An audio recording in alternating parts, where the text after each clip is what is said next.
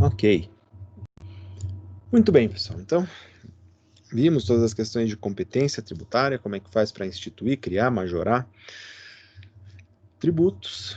E agora vamos falar, no fim das contas, quando é que se cobra tributos, como é que funciona essa matéria. Essa é a chamada regra matriz de incidência tributária.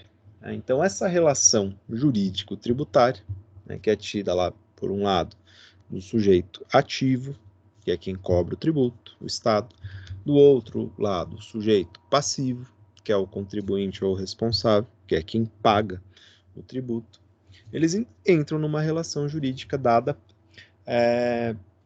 pela previsão legal, de um tributo que deve ser cobrado.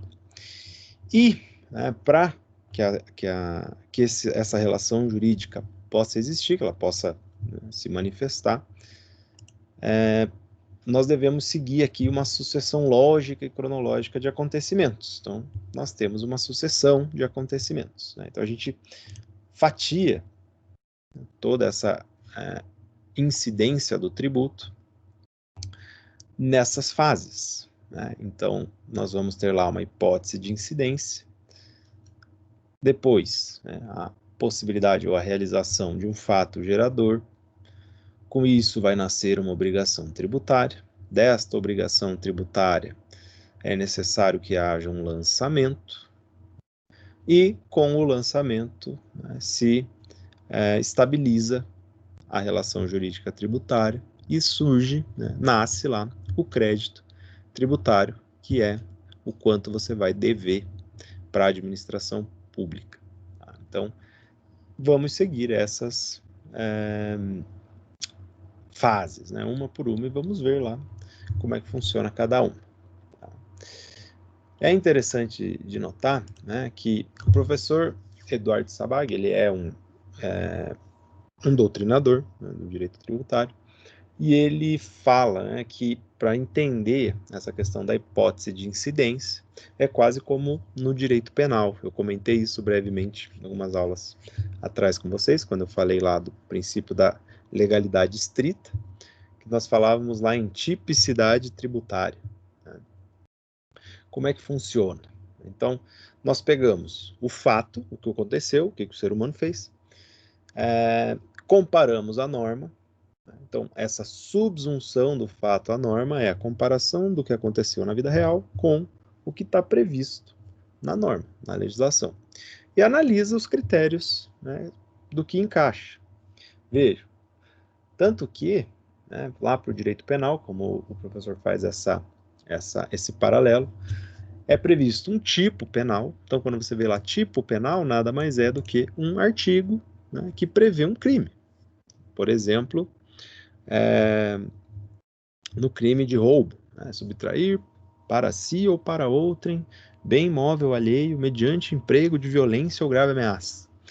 Nós temos vários requisitos dentro desse tipo penal. Esse tipo penal é a hipótese de incidência. Quando que a pessoa comete o crime? Quando ela cumprir todos os requisitos estritamente descritos dentro lá do artigo que prevê esse crime. Então, quando a pessoa pratica o fato considerado delituoso, nós vamos ver se essa conduta ela foi típica, material ou formal. Se ela foi típica material, ela ofendeu o bem jurídico protegido, e se ela for típica formal, ela se encaixa perfeitamente no que diz o artigo. Preenchida a tipicidade, se a gente fizer, eu estou falando isso para frisar aqui, que essa é a subsunção do fato à norma. Compara o fato com o que diz a hipótese de incidência, a norma. Se bater certinho, aí, lá no direito penal, a gente vai ter que verificar outros requisitos, a antijuridicidade. Então, se foi cometido crime com legítima defesa, ou se estava em estado de necessidade a pessoa, etc. E, por fim, analisar se essa pessoa que cometeu o crime ela é culpável. Será que não é lá um portador de deficiência mental, etc. Então, a ideia aqui para a gente, para a comparação do direito tributário, fica nesse comecinho aqui. assim como no direito penal, que as coisas... Né, por que eu uso o direito penal como exemplo? Porque é o ramo do direito mais duro, mais severo. Né? Ele pune a pessoa com as maiores... retirando os maiores direitos que as pessoas têm. No caso do país em paz, a liberdade. Muito bem. No direito tributário, ao invés de chamar de tipo penal, nós vamos ter lá as hipóteses de incidência. Né? Então, vejam que daqui para frente, né, vai aparecer escrito HI. Né? Eu vou estar lá várias vezes abreviando. HI. Falou em HI, pessoal, é aqui, a hipótese de incidência. Tá? Pensou na hipótese de incidência? O Código Tributário dá para a gente lá uma definição. Tá? Só que ele faz uma confusão, e eu já coloquei aqui, né? Cuidado para não confundir, tá no slide lá. Cuidado para não confundir a hipótese de incidência com o fato gerador. Eu mesmo alterei aqui o que diz o artigo, né, coloquei entre parênteses maiúsculo aqui essa diferença para não se confundir. Tá? Então, o que diz lá o artigo 97 do CTN? Somente a lei pode estabelecer, tá lá o princípio da legalidade, né? Instituição de tributo ou sua extinção, majoração de tributo, né, ou sua redução, e a definição do fato gerador. Tá? Só que eu coloquei entre parênteses, hipótese de incidência, tá? Da obrigação tributária principal. Então aqui já tem um termo que eu já vou explicar, que é obrigação tributária principal é o tributo. Tá?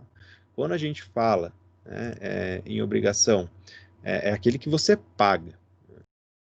A obrigação tributária acessória pode advir, né, da necessidade de uma declaração, por exemplo. Então, não vai, se a gente vai ver lá em lançamento que nem sempre o Estado, né, a administração pública, faz o lançamento para você e te manda uma cartinha dizendo você deve X reais de tributo por isso e por aquilo, pague. Né? Não, às vezes quem vai ter que avisar a administração pública e falar, ô administração pública, olha, eu te devo dinheiro por isso, por isso, por aquilo, é você contribuinte. Essa obrigação, ela é uma obrigação tributária acessória. Tá?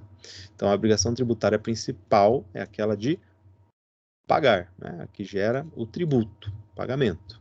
Tá? Também não se confunde, tá, com a obrigação tributária sancionatória, né, que seria a multa, porque os tributos lá, quando a gente vai ver, também prevêem a incidência de multa, dependendo, né, do tributo, quando que vai incidir multa, etc. Tá? Então, por que eu coloquei aqui hipótese de incidência em parênteses bem grande? Porque não tem como definir o fato gerador, porque o fato é aquilo que se concretiza no mundo natural, no mundo material. Então não tem como definir, porque o que a lei faz, ela prevê uma hipótese. Então, quando ela fala lá que você ser proprietário, ter domínio útil ou posse de bem imóvel em perímetro urbano de município, ela está prevendo uma hipótese. Ela não está prevendo um fato gerador. O fato gerador é quando você tiver esse imóvel. Aí sim o fato gerador se concretiza. Então, não confundam, mas a lei mesmo, né, ela faz confusão disso. Lembrem, né, quem cria a norma é o político, não é o jurista. Então, vários desses problemas eles são resolvidos depois por meio da interpretação da norma. Tá? Então, coloquei aqui no slide para vocês. Cuidar para não confundir HI com FG, hipótese de incidência com fato gerador. Tá? Então, veja que eu estou abreviando para economizar slide, porque, professor, é ruim quando tem muito texto no slide. É ruim talvez na aula se você ficar lendo o slide junto comigo, tá? Porque eu uso como guia. Só que esse slide é disponibilizado para vocês depois. Então, quanto mais informação tiver aqui, menos vocês vão precisar buscar na literatura lá, né? E ler o livro. E a maneira como eu escrevo aqui já é uma transcrição de uma maneira um pouco mais amena, né? Porque a literatura ela tende a ser muito mais densa porque ela precisa ser extremamente técnica. Tá? Então, não precisam, né, ficar decorando aqui o texto do slide, principalmente durante a aula. Prestem atenção no que eu estou explicando e ilustrando aqui 12 slides. Tá? Então, coloco lá uma definição.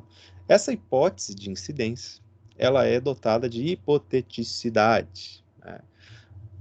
É a previsão de uma hipótese, de algo que pode acontecer. Quando essa hipótese acontece, alguém vai lá, né, e cumpre o que diz na hipótese, aquilo é o fato gerador.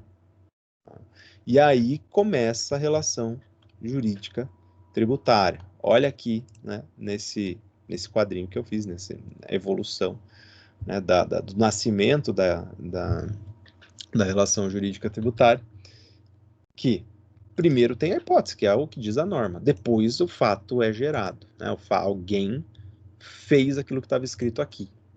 Aí nasceu uma obrigação tributária. Tá? Então vamos com calma lá.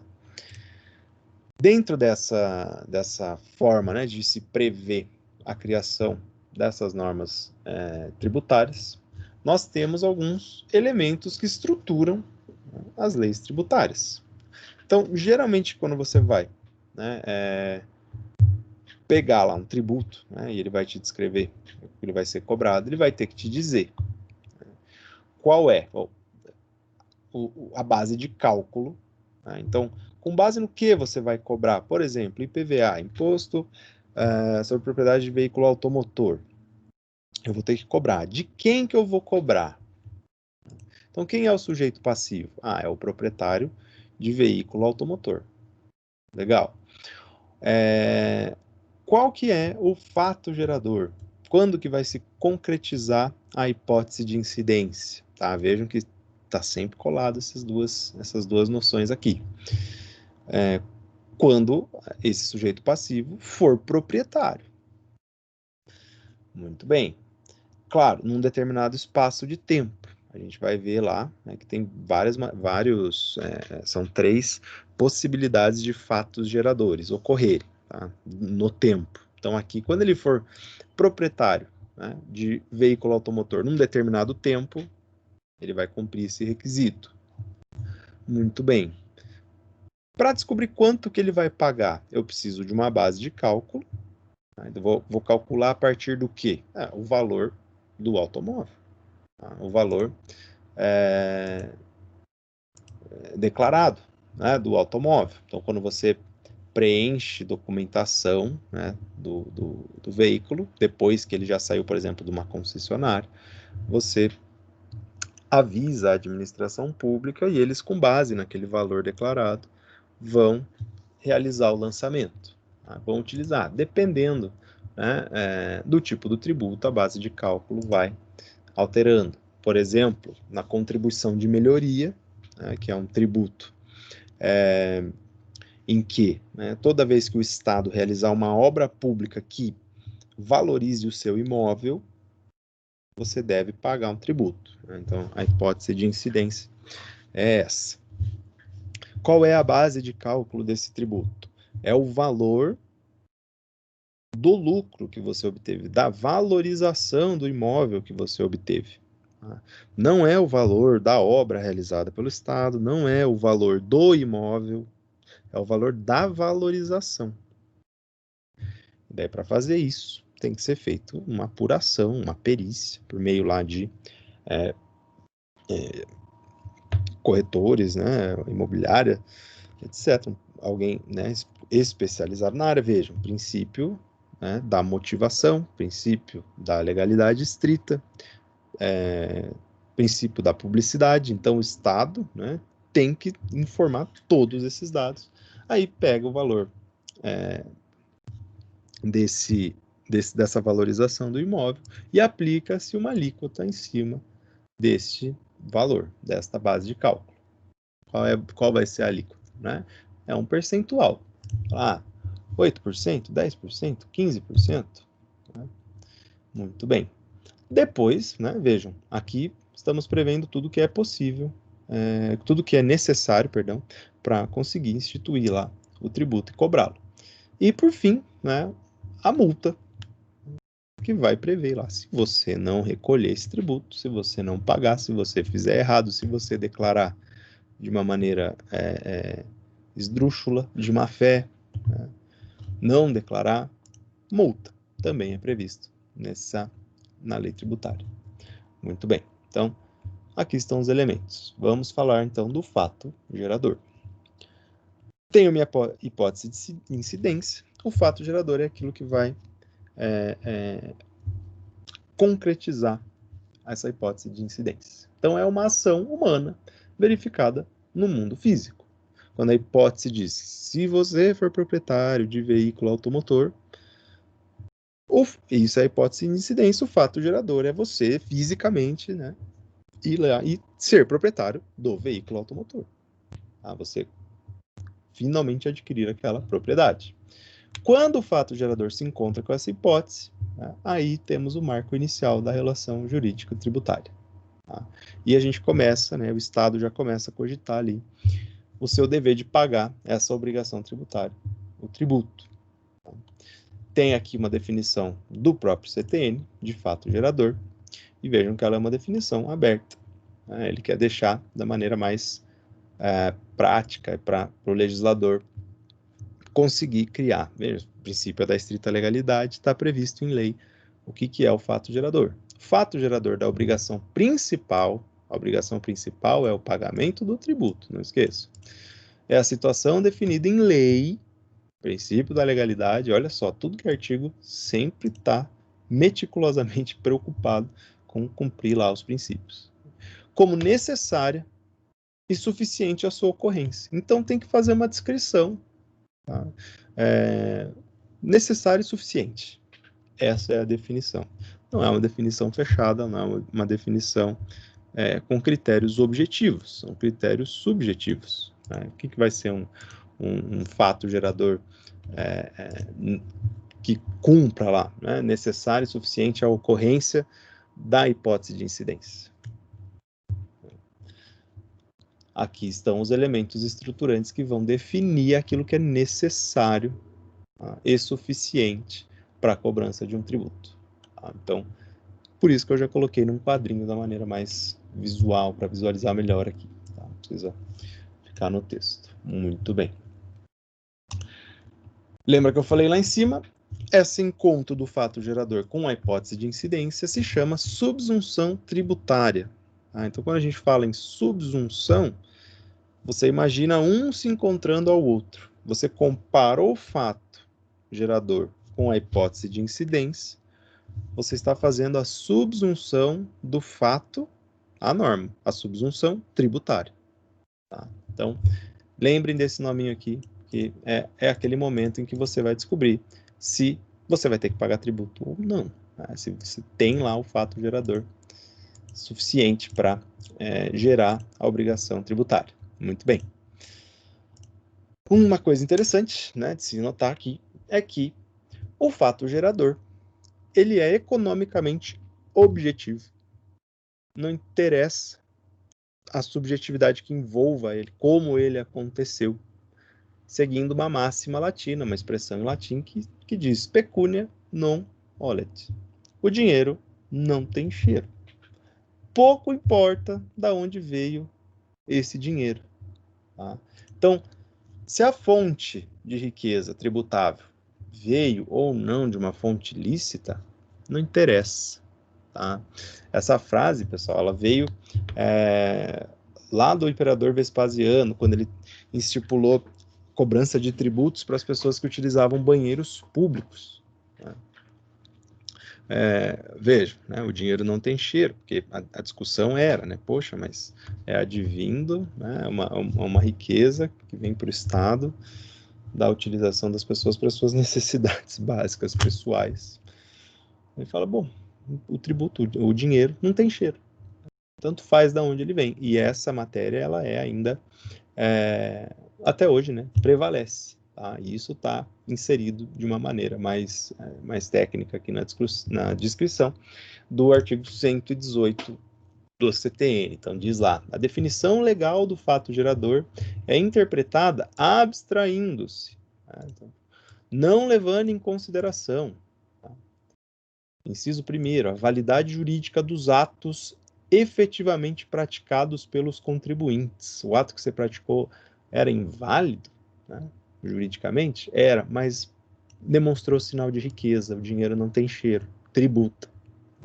Então fala contribuinte responsável ou terceiro, bem como da natureza do seu objeto ou dos seus efeitos. Então, você está num imóvel, né, e transformou ele num laboratório de drogas. Né? Você está criando, né, Breaking Bad, metanfetamina cristalizada. Né? E você está oferindo renda desta fonte. Você vai pagar IPTU e você vai pagar imposto de renda. Não interessa a natureza, a validade jurídica do ato, não interessa a natureza jurídica do objeto, o dinheiro não tem cheiro. Tá? E de qualquer efeito desses fatos efetivamente ocorridos. Né? Fez lá compra e venda do imóvel, pagou o tributo, né? Pagou lá o ITBI. Né? Depois deu um problema, o imóvel não foi entregue, você teve que entrar com uma ação de missão na posse, não conseguiu, está sem o imóvel, não interessa. Os efeitos, né, desses fatos geradores lá, que era, no caso, né, a transmissão do bem imóvel, né, não faz diferença se ela ocorreu efetivamente ou não. Se o fato jurídico, o contrato aconteceu, fez o registro em cartório, paga o tributo. Tá? Muito bem. E a administração pública não lhe devolverá o dinheiro. Mas isso a gente fala mais para frente. Não é restituível este valor. Você vai ter que correr atrás lá da pessoa que te complicou a venda, tá? Depois, judicialmente falando. Alguns outros exemplos que eu trago aqui, né? Tributação de profissional do sexo. Não interessa se fez dinheiro de maneira ilícita, né? Bicheiro, em tese lá, o jogo do bicho é contravenção penal, logo a atividade é ilícita. Mas, se o bicheiro está ficando rico, a administração pública quer um pedacinho dessa riqueza também. Tá? Muito bem. Porque vejam, a hipótese de incidência, ela é lícita. O que diz a norma? Auferir renda. Né? O imposto de renda, a hipótese de incidência é você auferir renda. Como que você auferir renda? Não interessa. Foi com um objeto ilícito, mas você auferiu renda. Tá? Essa é uma frase bacana para falar, e que vocês vão falar na almoção de domingo com a família lá, né? Que o dinheiro não tem cheiro. Beleza. Outro exemplo, né, que não deriva aqui de um objeto ilícito ou de uma prestação de serviço, trabalho, etc., ilícito. Tributar o imóvel que foi dado de presente para um recém-nascido. Tá? O recém-nascido ele é menor de 16 anos. Para os atos da vida civil, ele é absolutamente incapaz. Tá? Ele não pode praticar nenhum ato. Então, em tese, né, qualquer contrato realizado com esse menor é nulo, é inválido, porque ele não tem poderes para praticar atos da vida civil. Para o direito tributário, não interessa. Tá? Ele pode ter, né, 0 anos de idade, não faz diferença. Vai ser tributado do mesmo jeito. Tá? Então, isso não muda. Dependendo da área do direito, nós temos consequências diferentes. Tá? Vejo, por exemplo, no direito do trabalho, se alguém prestar trabalho para um bicheiro, por exemplo, aquelas moças que ficam no caixa fazendo o jogo do bicho, ou rapazes, eu falo moço, né? Não sei por que essa denominação, a pessoa que está lá fazendo, realizando o jogo do bicho é funcionário do bicheiro. O objeto do contrato de trabalho é ilícito. Caso essa pessoa ingresse com uma ação no Poder Judiciário, reivindicando direitos trabalhistas, né, porque era informal, não tinha carteira de trabalho assinada, a Justiça tem entendido, né, que o jogo do bicho ele é uma atividade tolerada pela sociedade, apesar de ser contravenção penal, e seria uma punição muito grande você anular um contrato pelo objeto dele ser ilícito para essa pessoa, porque ela vai perder todo o tempo de aposentadoria, porque ela trabalhou, né, não vai ter direito a nenhuma verba trabalhista, 13º, férias, fundo de garantia, as contribuições do INSS, inclusive, né, para aposentadoria, etc. E aí se aplica, o contrato ele é considerado inválido, mas todos os efeitos ligados a ele vão ser válidos, assim como o menor de de 15 anos que trabalha, né? O menor de 16 anos que trabalha e que não esteja em regime de aprendizagem, também é a mesma coisa. Também ele vai ter reconhecido seus direitos trabalhistas, mas o contrato é considerado nulo, inválido. Aqui no direito tributário, o que vai acontecer? O traficante vai ser preso, mas a renda que ele possivelmente auferiu é tributada. Tá? Muito bem. Tranquilo até aqui. Né? Com isso, a gente pode chegar a uma conclusão de que a capacidade tributária passiva é plena. Então, lembrem que o sujeito passivo é quem paga, o sujeito ativo é quem cobra. A gente vai falar sobre o sujeito já já. Diz lá no artigo 126 do CTN. Vejam que a partir de agora a gente começa a trazer mais e mais transcrição da lei. Né? Vamos transcrever aí o que diz a legislação. Princípio da legalidade estrita. Quem vai lidar com o direito tributário tem que saber o que diz a lei. Artigo 126. A capacidade tributária passiva independe da capacidade civil das pessoas naturais. Tanto faz se você é capaz ou não é. Tá? Se você possui algum tipo de deficiência mental que te conceda lá o direito a um curador, não importa, seus bens ainda são tributados. Tá? Não é como no direito penal, por exemplo, que eu não vou poder aplicar a pena para essa pessoa, por ela não ser culpável porque ela não detém capacidade civil. Né? O ébrio habitual, né? O alcoólatra, mesma coisa, pouco importa, o tributo vai ser cobrado. Você é alcoólatra, tem o CID lá que demonstra, né, que a sua doença, você tem uma doença com álcool, então essa cerveja que você está comprando aqui, eu não vou te cobrar o ICMS, porque você é incapaz. Nunca verão acontecer. Muito bem. De achar-se a pessoa natural sujeita a medidas que importem privação, limitação do exercício de atividade civil, comercial ou profissional, então não interessa. Se você está caçado e aí está atuando na profissão lá mesmo, caçado, está agindo de maneira, né, ilícita, ou da administração direta dos seus bens ou negócios, você foi afastado da administração dos seus bens, ou, né, da empresa, por exemplo, não interessa, continua pagando tributo. De estar a pessoa jurídica regularmente constituída. Então, independe disso, então não precisa. Mesmo que você esteja operando um negócio, uma empresa, sem, né, ter constituído ela, né, levado lá à junta comercial o ato constitutivo da empresa, não interessa, o tributo continua sendo aplicado, incidindo da mesma maneira. Tá? Ok. Nesse passo, o nosso fato gerador aqui, ele pode ser instantâneo ou simples, ele pode ser continuado ou contínuo, ou ele pode ser complexivo ou periódico. São maneiras, né, que o fato gerador se realiza. Então, quem realiza o fato gerador é o sujeito passivo, quem vai pagar o tributo. Agora, quando que, né, ele se concretiza? Quando que o fato gerador ocorre? Quando fala assim, ser proprietário de veículo automotor. Tá. Quando? É quando eu compro, assim que eu pego, é todo ano. Muito bem. Então, o fato gerador simples, ele ocorre num determinado momento do tempo. E é uma vez só que ele ocorre. Iniciou agora, acabou agora, deve o tributo agora. Tá? Então, por exemplo, o ICMS. O ICMS, quando você vai fazer uma compra, vai lá na farmácia, compra um remédio, você incidiu lá, você realizou o fato gerador do ICMS. O que acontece? Agora vem até discriminado já, né? Já faz um bom tempo que vem discriminado na nota fiscal o valor de pagamento do tributo. É um fato gerador simples. Tá? Comprou lá o produto, incidiu, pagou. Tá? Imposto de importação é a mesma coisa. Tá?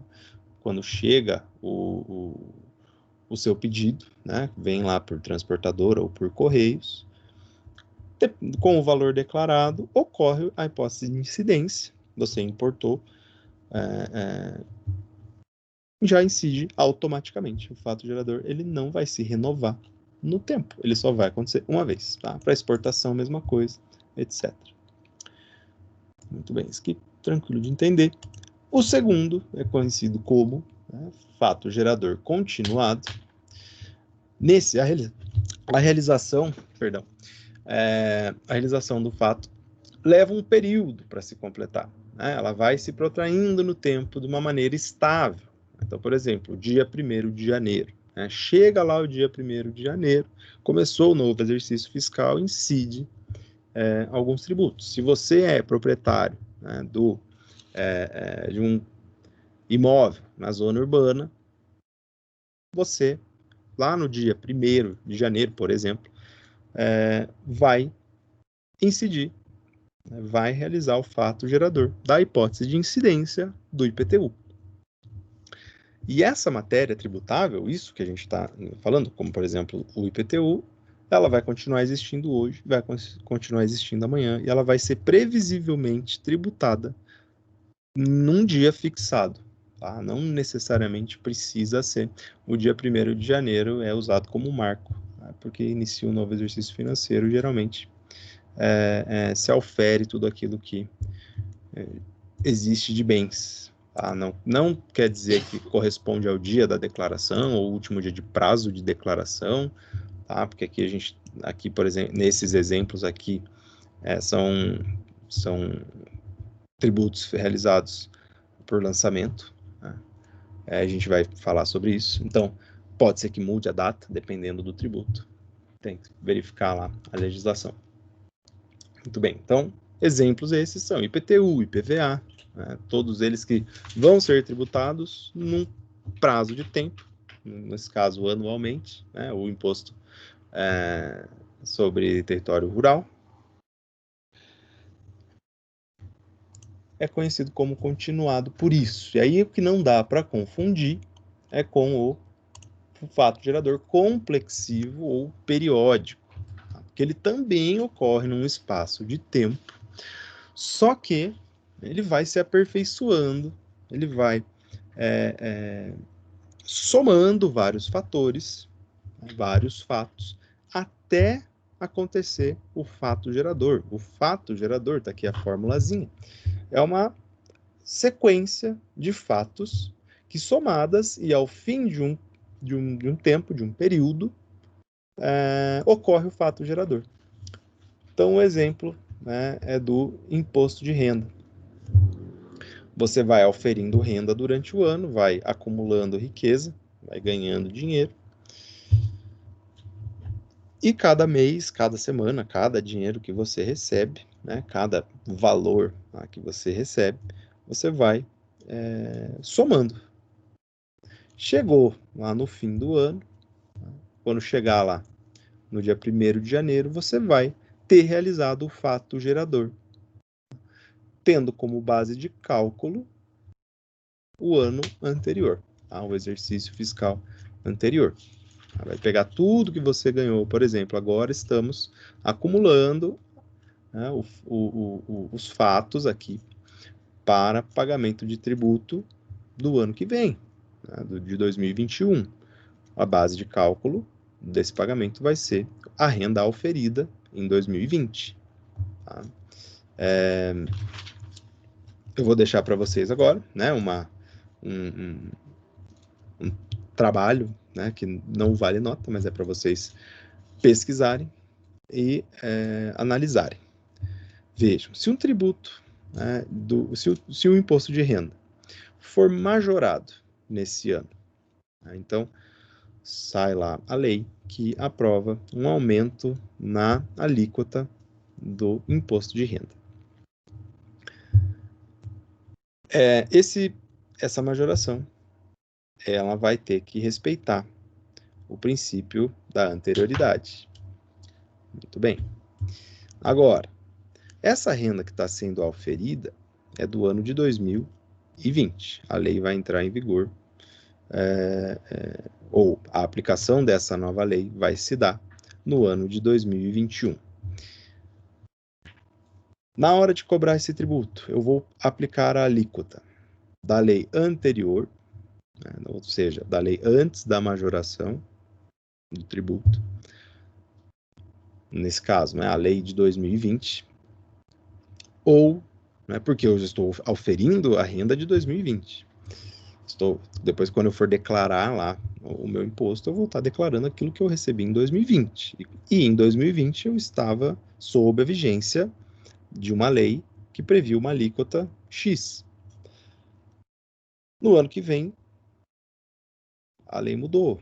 E o lançamento, né, no caso é por declaração, vai ser cobrado de mim o valor, né, a alíquota da lei de 2020 ou da lei de 2021. Tá? Já adianto, né, pessoal, que não é uma discussão pacífica. Tá? Existe uma súmula do Supremo Tribunal Federal que é extremamente criticada, ela ainda não foi revogada, tá?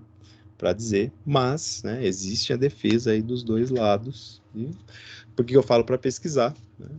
Vejam o que vocês acham mais justo, né? Se deve ou não manter o pagamento com base na lei anterior, né, do exercício fiscal na qual estava se auferindo a renda, ou se deve ser aplicada a lei que foi promulgada e aumentou a cobrança do tributo, porque a declaração e o lançamento tributário é feito naquele ano. Então, uma questão para se pensar aí com relação a esse fato gerador complexivo. Beleza. Tinha a hipótese de incidência disso, né? A pessoa foi lá e concretizou o fato gerador, logo, o que nasceu? Nasceu a obrigação tributária. Quando nasce a obrigação tributária, nasce o dever de pagar. Então, você vai ter que pagar o tributo. Vejam lá, nasce com a subsunção do fato à norma. Foi favorável? Sim. João auferiu renda? Auferiu. Logo, João, deve pagar imposto de renda. Nasceu a obrigação tributária. Para a gente poder visualizar e estudar a obrigação tributária, a gente enxerga ela de 4 aspectos. Com base no sujeito ativo, com base no sujeito passivo, com base no objeto da obrigação ou na causa da obrigação. Com base no sujeito ativo. Quem que é o sujeito ativo? O sujeito ativo é quem recebe ou cobra o tributo. Tá? Então, vejam. É sempre o Estado. Deixa eu arrumar, porque aqui é maiúsculo. Claro, esse Estado ele pode ser direto ou indireto. Vocês fizeram um trabalho e estudaram lá, viram sobre parafiscalidade. Vai se encaixar nesse conceito aqui. Tá? Quem é o sujeito ativo direto? São os entes da federação. Tá? A União, os estados, os municípios e o Distrito Federal. Além deles instituírem os tributos, né, além deles majorarem os tributos, etc., eles também cobram os tributos. Só que vejam, né, lembra lá da diferença da competência tributária, que é para criar e instituir tributos, da capacidade tributária, que é para cobrar os tributos. Aqui, mesmo que a União, né, que é responsável lá pela instituição do imposto de importação, transfira a capacidade tributária ativa. Né? Então, ele transfere quem vai cobrar. Os estados, por exemplo. Então, passou da União para os estados fazerem a cobrança. Tá? Ainda assim, estamos falando em sujeito ativo direto. Não é porque a União delegou para os estados essa cobrança que deixou de ser, tá? Que passou a ser sujeito indireto. Não, ainda é direto. Por quê? Porque é a administração direta. Tá? Então, a administração direta é o sujeito ativo direto, sempre. Agora, quando essas cobranças são passadas, são delegadas, tá, para entes denominados parafiscais, tá, que são da administração pública indireta, tá, vejam aqui, né, por exemplo, são esses tributos federais, a contribuição profissional é um tributo federal, e a União, ela repassa, ela cria o tributo e ela repassa a capacidade para essas autarquias. Né? Autarquias são entes de direito público que atuam, né, pelo interesse da administração pública de maneira indireta, porque não é diretamente o próprio órgão estatal que gerencia, comanda, etc. Inclusive, né, tem autonomia aqui, autonomia financeira, inclusive. Então, quando o Conselho Regional, né, de Contabilidade lá vem de cobrar a contribuição profissional, ele está agindo como sujeito ativo indireto, tá? Porque é parte da administração pública indireta. Eles não criam esses tributos, eles apenas podem arrecadar, eles têm a capacidade contributiva, tá? Capacidade ativa, não competência ativa. Então, sujeito ativo são esses. Já o sujeito passivo, tá aqui a definição do artigo 121 do CTN. É a pessoa obrigada ao pagamento de tributo ou penalidade pecuniária. Multa, né? Penalidade em dinheiro é a multa. Então, o sujeito passivo é quem vai pagar o tributo. E ele é definido como sendo ou contribuinte ou um responsável. Aqui nós vamos ter, né, o sujeito passivo direto e o sujeito passivo indireto. Tá? O sujeito passivo direto é o contribuinte, o sujeito passivo indireto é o responsável. Quem que é sujeito passivo direto? Ou o contribuinte? É aquele que tem relação pessoal direta com o fato gerador. Então, o João ele auferiu renda. Quem é o contribuinte? Quem é o sujeito passivo direto? É o João. Porque foi ele quem auferiu a renda. Agora, o responsável é um terceiro, é uma outra pessoa que foi escolhida pela lei, tá, para pagar esse tributo, mesmo que não tenha sido essa pessoa que realizou o fato gerador. Tá? Então, vejam aqui, eu trouxe vários exemplos, até ficou pequeno o texto. Tá? Então, você vai adquirir um bem imóvel. Quando você vai comprar um bem imóvel, você tem que tomar diversas precauções para não acabar herdando problemas. Uma delas, né, um dos problemas, é solicitar uma certidão negativa de dívidas com o Estado, dívidas tributárias.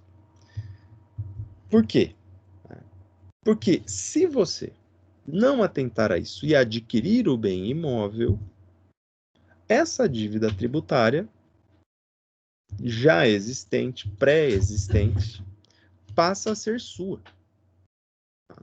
Então, veja, por mais que você não tenha realizado o fato gerador, ser proprietário ou ter posse do domínio útil do bem imóvel no perímetro urbano do município, porque esse tributo já tinha, né, já tinha sido aperfeiçoado, teve o fato gerador lá atrás, nasceu a obrigação tributária, foi realizado o lançamento e foi determinado lá o surgimento do crédito tributário que tinha que ser pago no caso aí, para o município.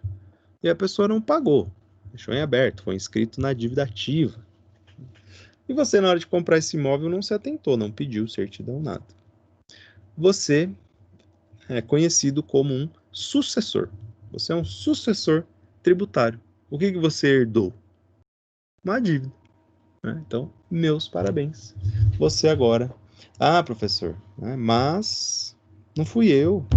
O fato gerador não fui eu que realizei. Não interessa. Como dizem lá, né? O dinheiro não tem cheiro. Ou ema, cada um com o seu problema. Né? Então, se atentem. Você não quer herdar essas dívidas. Tá? Um espólio, no caso de sucessão, aqui a gente está falando da sucessão civil, do patrimônio. Né? Então, quando algum parente seu falece, né, e é aberto lá um inventário, o espólio é aquele conjunto de bens do falecido, que é, né, no caso, enquanto está em processo, administrado por algum dos herdeiros, mas todos os herdeiros possuem o direito lá na hora da divisão. A pessoa faleceu, já tinha praticado alguns fatos geradores, por exemplo. Quem é que vai pagar? Um sucessor. Quem são os sucessores nesse caso? Os herdeiros, né? Eles vão estar lá discutindo o espólio. Tá? Essa pessoa, são sujeitos passivos indiretos, né? São responsáveis. Tá? Outro caso, na fusão, cisão, incorporação, transformação da empresa, né? Muda sócio, entra sócio, na fusão, né? Acaba aparecendo várias figuras novas, na cisão saem sócios, na incorporação, né? Também há um incremento lá no quadro societário. Aqui, né, vão ser sucessores tributários das dívidas deixadas anteriormente às mudanças, todos aqueles que ingressarem na empresa. Então vejam, né, que nessa parte, né, quando a gente está lidando com, né, dívidas trabalhistas e dívidas tributárias, a atenção tem que ser muito grande, porque você não se livra delas de maneira fácil. Tá?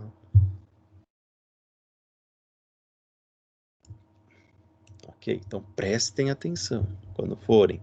Por exemplo, né, no caso de uma fusão, né, vamos fazer a fusão das empresas. A empresa que você escolheu se fundir, você tem que fazer uma análise bem pesada, né, do passivo trabalhista possível de existir e do passivo tributário.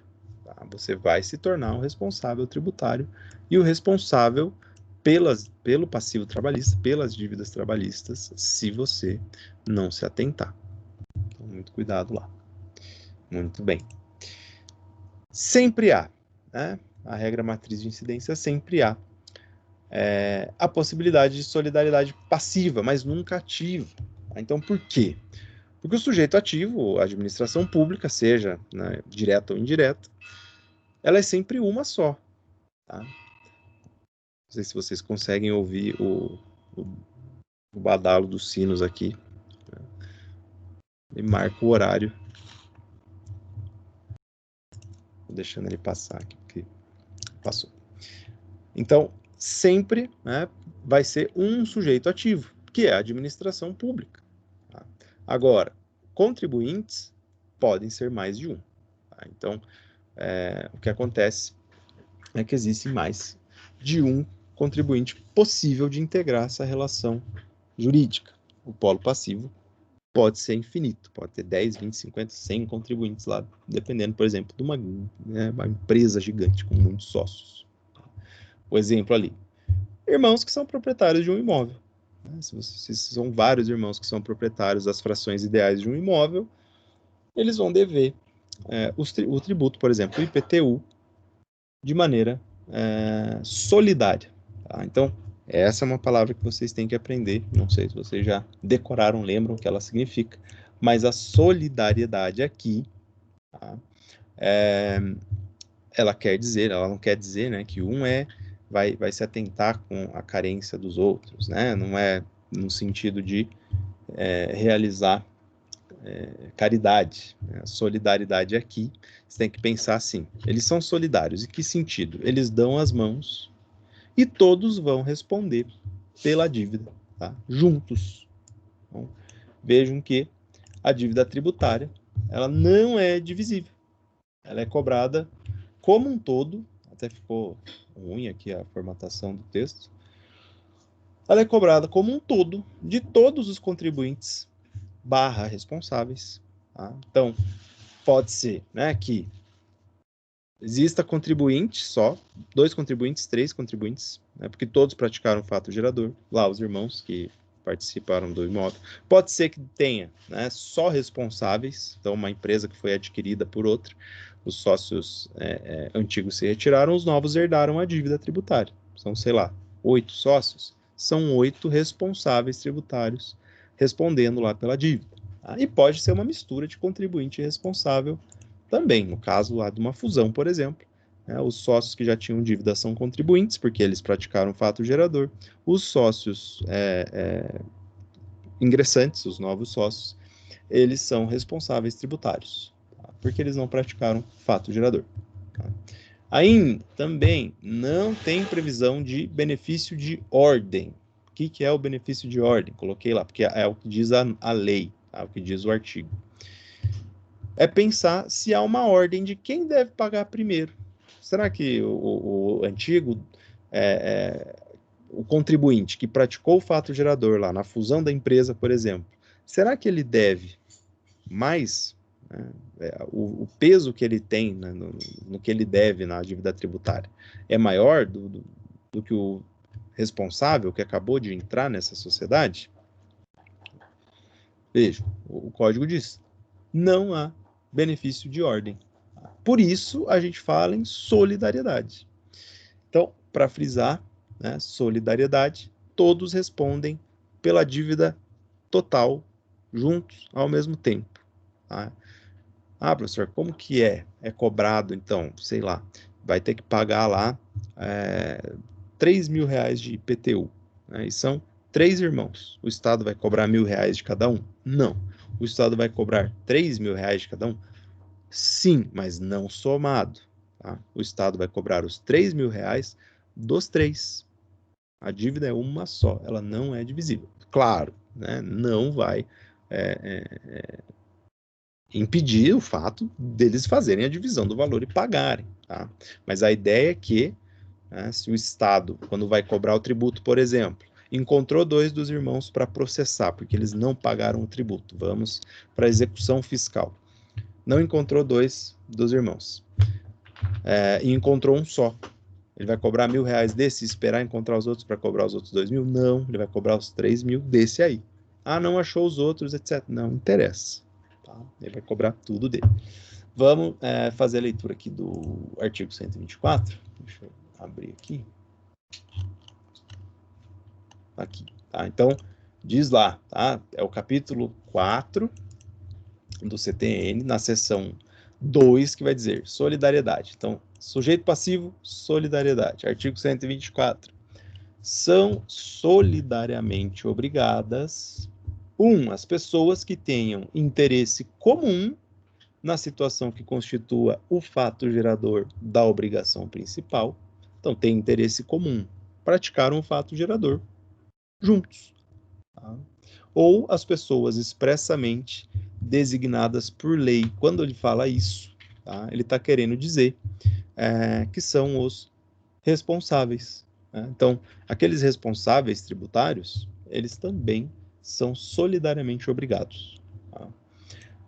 Daí tem lá o parágrafo único nesse artigo e diz que a solidariedade referida nesse artigo não comporta benefício de ordem. Então, se você lê a lei seca, você às vezes fica em dúvida, né, com esse termo, benefício de ordem, que significa que não tem uma hierarquia, não tem alguém que deve mais que o outro. Todos devem o tributo como um todo ao mesmo tempo. Tá? Então, aqui que eu tinha dito, né, essa é a definição da solidariedade. Quando tem benefício de ordem, quando tem uma ordem de pagamento, por exemplo, alguém que deve ser cobrado primeiro, para depois ser cobrado uma outra pessoa, caso aquela primeira não pague ou não tenha bens, esse é o conceito de subsidiariedade. É quando é subsidiária a responsabilidade. Então, primeiro eu preciso cobrar, né, da empresa. Né? Veja, isso pode acontecer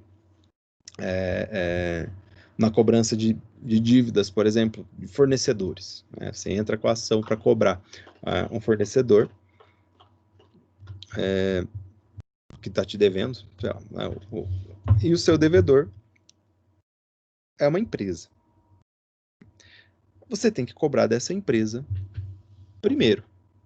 De maneira subsidiária, se a empresa não tiver bens, não tiver como pagar essa dívida, você pode pedir, né, na justiça a desconsideração da personalidade jurídica. Você vai falar para o juiz, essa empresa, né, é fraudulenta, eles estão me devendo e fizeram isso de propósito, usaram o nome lá da pessoa jurídica, né, fizeram uma empresa limitada para ficar devendo e não me pagar. Só que o sócio dessa empresa, no patrimônio pessoal dele, ele é milionário.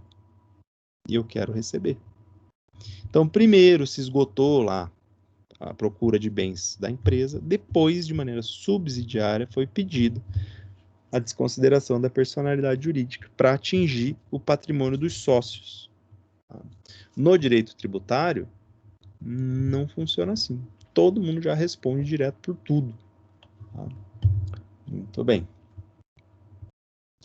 Vejam que, como a dívida é cobrada no total de todos os integrantes do polo passivo, todos os sujeitos passivos, pode ser que um deles venha e fale assim, não, por exemplo, precisa vender o imóvel. Só que quem está comprando foi esperto, pediu lá a certidão negativa de débito fiscal. E aí viu que tinha um débito fiscal. Tinha lá, estava devendo IPTU. E aí são, digamos lá, 4 irmãos que devem, que são proprietários do imóvel, que estão vendendo. Um deles chega e fala, olha, a gente precisa dar baixa logo nessa certidão aí, que ela venha negativa. Então a gente tem que acabar com essa dívida. Quanto está devendo de IPTU, né? Fica lá, está devendo, sei lá, 4 mil, facilitar a conta. Então, R$1.000 para cada um. E aí, três deles podem falar assim, poxa, eu não tenho esse dinheiro agora. Então, a pessoa fala, não, então tudo bem, vamos fazer assim. Eu pago os R$4.000 do tributo e nós depois, com a venda do imóvel, com o valor da venda do imóvel, vocês me devolvem parte de cada um. E os irmãos falam, não, tudo bem. Pode ser assim, então. Beleza. Quando um dos obrigados, um dos contribuintes paga, esse pagamento aproveita aos demais. Isso é o que diz mesmo a legislação. E é óbvio, se o tributo é um só, já que um pagou, os outros não vão ter que pagar nada, sob pena de bitributação. Então, beleza, pagou. Aí chega lá e vende o imóvel. Já está desembaraçado, não tem mais nenhuma dívida tributária. Vendeu o imóvel, os irmãos dele resolvem não pagá-lo. Fala, não, esse dinheiro, esquece, perdeu. Pagou porque quis. Trouxa, Tem aquela provocação junto. E aí, esse irmão que pagou lá a dívida tributária, ele vai ter direito de regresso contra os outros. Então, ele vai poder entrar com uma ação e pedir a devolução do dinheiro. Agora, vejam, o que mostra aqui é que, para a administração pública, não interessa se é de irmãos, tem 2, 3, 5, 10. Ela não vai cobrar picado esse tributo. O tributo é devido de maneira integral. Inclusive, digamos lá que o Estado entrou com uma ação de execução fiscal porque alguém não pagou um determinado tributo. E aí, os devedores eram esses 4 irmãos, por exemplo, que estavam devendo lá os R$4.000 do IPTU. O Estado começa os atos expropriatórios. O que é isso? Ele começa a procurar os bens, bloquear a conta bancária, buscar lá no sistema Renajude por veículos no nome dos irmãos, começa a procurar imóveis, etc. E aí, digamos que a conta bancária de um deles tinha lá os R$4.000. O Estado vai fazer o bloqueio desse valor e, se for possível, o bloqueio do valor, porque existem alguns empecilhos para penhora, esse dinheiro vai ser transferido para o Estado, vai quitar o processo. E todos os outros irmãos que não pagaram nada, ou não tinham nada na conta, vão ser beneficiados com esse pagamento. E aí a lei dá a possibilidade desse contribuinte ingressar com uma ação de regresso para cobrar os demais co-obrigados. Só que lá na obrigação tributária, não interessa. Não vai ser dividido o valor. Muito bem. Assim como qualquer ocorrência dentro aí dessa relação jurídica tributária também aproveitaria aos demais. Por exemplo, a prescrição. Então, veja, nos lançamentos por homologação, aqueles que o contribuinte ele declara, paga, e a administração pública vem e simplesmente, né, analisa se foi pago ou não foi, se foi pago a quantia correta, da maneira correta, no prazo correto, e aí faz uma homologação. Ele só diz, foi pago corretamente, ou não foi pago corretamente, pague o resto, pague o que faltou, etc. Muito bem. A administração pública tem 5 anos para realizar essa homologação. Então, digamos lá no caso que a empresa faz a declaração do imposto de renda, pessoa jurídica, e recolhe menos do que deveria. Né? Ela paga a menor. Deveria pagar 50 mil de imposto de renda, pagou 20. São 10 sócios nessa empresa. Faltou pagar 30 mil reais de tributo, de imposto de renda. Passaram-se 5 anos, a administração pública não fez nada. Não homologou, não disse que devia, não disse que não devia, não fez nada. Ficou quieto, ficou silente, ficou inerte. O que acontece? A decadência do direito, a prescrição da cobrança. Não pode mais cobrar. Tá? É como se fosse uma aceitação tácita por meio da administração pública. No silêncio, né, entendeu-se que estava correto a declaração do contribuinte e o pagamento. Esse entendimento, essa demora do Estado, que gerou a prescrição para cobrar, vale para todos os sócios, atinge a todos os sócios. Tá? Assim como se fosse realizado o pagamento, por exemplo. Lá como eu tinha citado antes, que aproveita a todos, qualquer situação relacionada ao tributo aproveita para todos os outros sócios. Tá? Muito bem. Que horas são? 8h15 para entrar em crédito e lançamento. Pessoal, dúvidas?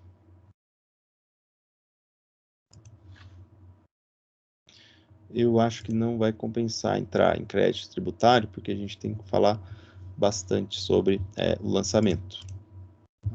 Então, por hoje eu acho que é bastante matéria. Né? Eu tenho tentado segurar um pouco mais o avanço aqui, como a gente está tendo aula pela internet, eu não sei o que acontece, mas essas aulas online, elas, como não tem, né, a turma, o pessoal não pergunta, às vezes não interage muito, a gente acaba avançando bastante a matéria, mais do que eu acredito que seria o suficiente até aqui por hoje, tá? Que é bastante coisa, querendo ou não. Então nós vimos hipótese de incidência, fato gerador, e os sujeitos, né? Sujeito ativo, sujeito passivo.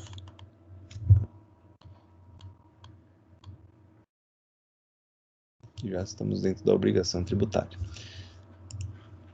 Então é isso, pessoal. Eu vou só encerrar a gravação aqui. Se não tiver nenhuma dúvida. O senhor pode explicar o trabalho? Posso sim. Deixa eu parar a gravação só então.